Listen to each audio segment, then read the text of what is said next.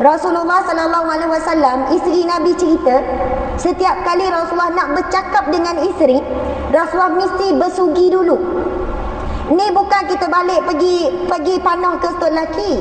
Dengar dah Ustazah cakap tadi. Mulut awak tu dah isap rokok, busuk. A'udzu billahi minasyaitonir rajim. Ya, Allah berfirman, berbekallah kamu, sebaik-baik bekal adalah bekalan takwa. Kita bimbang, moci-moci, poci-poci. Sepatutnya hujung-hujung usia, umur kita dah 50-60, lagi banyak bekalan takwa awak kita kupuk.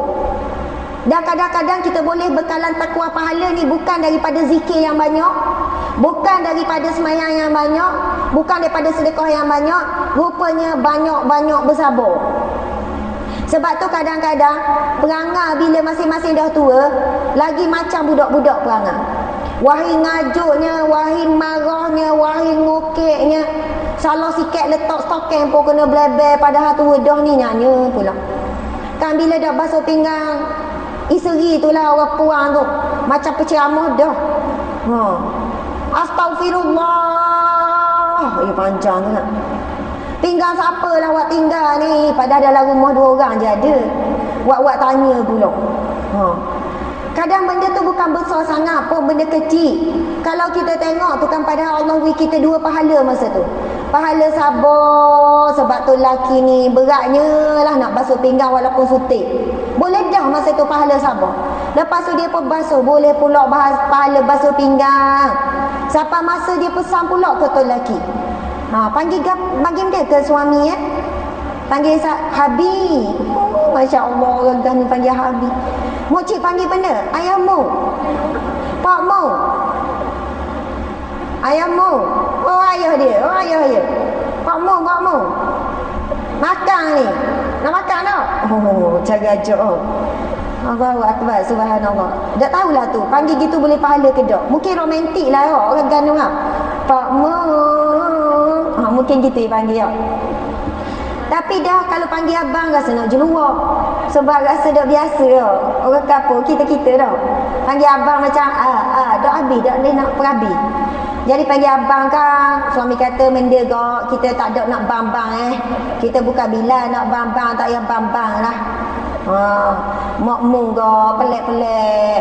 Buat terbiak dah tu, dah lama dah tu. Padahal kita baru nak belajar panggil-panggilan yang manis dengan suami kita pun mula abang. Lelaki pun geletik. Dan kalau tak biasa, ikutlah panggilan apa-apa. Yang penting panggilan tu memang sedaplah didengar, dah jadi kebiasaan, bukan satu bentuk penghinaan tau. Jadi kadang-kadang kita pesan pula, abang, pinggang tu kalau lepas makan, tak apalah, tinggal je, nanti kita basuh lah. Sampai tahap tu, dak suami basuh pinggang ni. Suami pula rasa, beli ke betul ni? Sungguh ni pula je. Sungguh ni, tinggal tak apa, nanti kita basuh. Kalau pesan gini dari hati sungguh, waktu sungguh basuh tu. Masya Allah. Kita kan kalau ada orang tetamu mai rumah, kita marah tetamu basuh pinggang. Tak usah dah basuh lah, tinggal. Marah. Tapi terbalik bila suami sendiri lah. Riuh, macamlah banyak sangat pinggang tu nak basuh. Ini bukan nak kata ke sesiapa, kata ke diri sendiri dah. Tapi silalah terasa juga. Subhanallah, Allahu Akbar.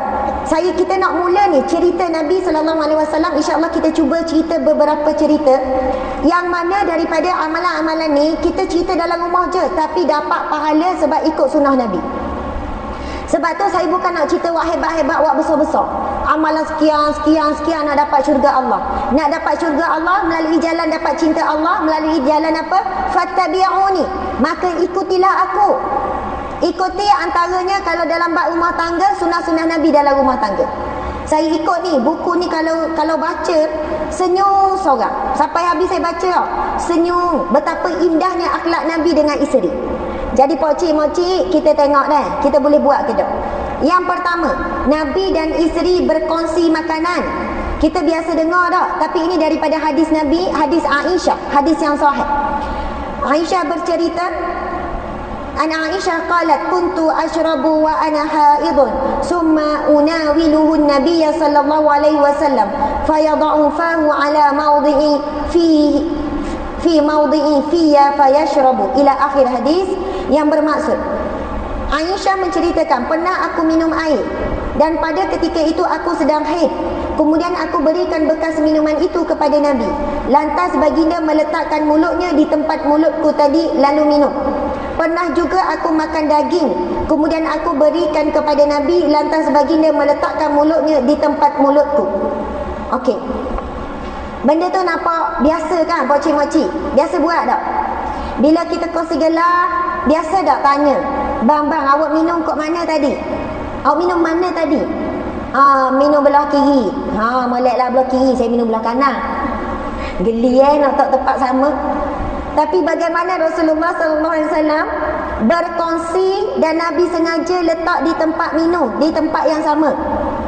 Macam kita ni ada straw, guna straw yang sama. Kita dua straw lah, boleh kongsi gelas sama tapi straw masing-masing. Bila lupa tu dok ingat, awak mana se tadi mana se straw awak Lepas tu minta awak baru takut salah straw ni. Dia antaranya ada banyak sebab pocik-mocik.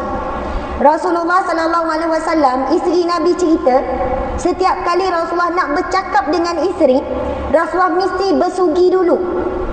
Ni bukan kita balik pergi panah ke stok lelaki. Dengar dah Ustazah cakap tadi, mulut awak tu dah isap rokok, busuk. Rasulullah bersugi nak cakap, jaga bau mulut. Awak tu kalau sekali pesang. Padahal sunnah Nabi tu bukan diikuti oleh suami je, isteri pun sama. Kita bukan jaga bau mulut ni bila nak cakap dengan orang penting je. Orang paling penting dalam hidup kita adalah pasangan masing-masing. Itu paling penting sebab Nabi sebut apa?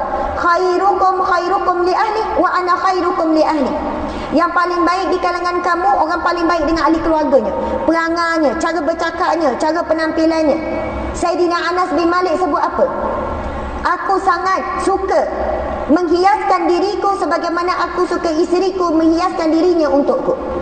Ni gak balik-balik puan kena berhias, puan kena comel depan tok lelaki. Sedangkan Rasulullah SAW seorang suami yang sangat jaga penampilan dengan isteri. Bau mulut tak pernah tercium di hidung pada isteri, padahal bukan orang luar ni, isteri. InsyaAllah orang terbau, orang Bukit Tunggal pun ada perangai macam tu. Nak cakap balik daripada keluar kerja, nak cakap ni isteri ni. Isteri kata, bang baru balik ke? Pergi dulu tandang, beru. Sembuh, tak apalah, tak payah sembuh, bu gigi je. Kita sugi kadang-kadang biasa bu gigi. Lepas tu jawab, ya sayang. Oh, isteri pun lalu, pesang lalu jawab itu. Ya sayang. Masya Allah, Allahu Akbar.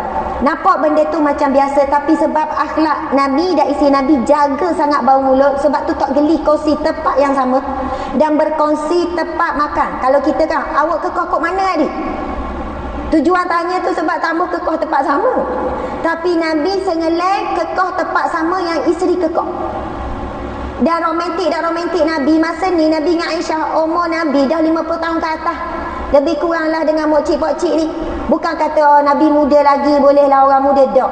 Cerita dengan Aisyah bermula umur Nabi 52 tahun ke atas.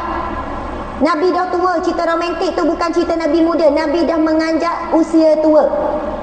Allahu Akbar.